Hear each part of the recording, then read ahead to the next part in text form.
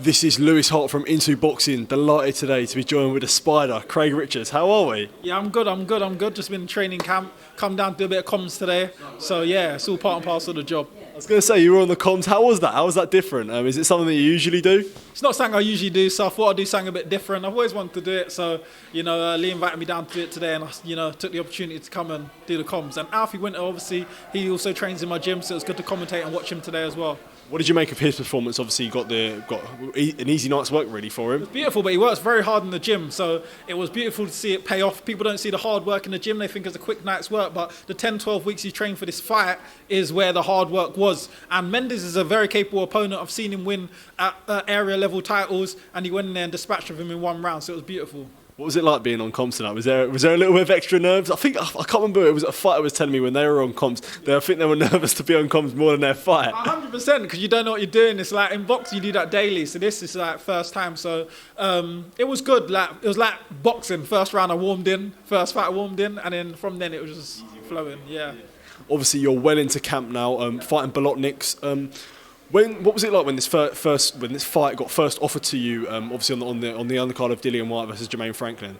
Oh, it's normal. Got down to the business. People know the opponent doesn't matter to me. As long as everything's right business-wise, then I'm good to go. So I know he's a tough opponent. I get up for them sort of fights. I know he's going to bring the heat. So I'm like, yeah, perfect. This is the sort of guy that I want. It's not many times where fighters have fights where their stock rises even after they defeat. I don't think anyone can complain with your fight against Buatsi, and if anything, it completely raised your stock. How has your preparation been different from this fight after the Buatsi fight? I think there's a lot of things. I changed a few things. What I feel in the last preparation, didn't work for me as well. This time I've gone back to more of a usual routine. I believe that it's so far in the gym the results are showing better already in the gym. So hopefully, God willing, on the night it will show also, because that's when it matters. Domestically, 175 is unbelievable. If people like yourself throughout the UK, there's so many good fighters. What do you make of the whole in the UK, like domestically at 175? Domestically, it's brilliant. Like, it's thriving all the way through from the top of the guys in even Britain down to the next level, and every batch of the domestic scene is thriving. Then you go to the world level, the world stage is thriving again. So yeah, it's beautiful.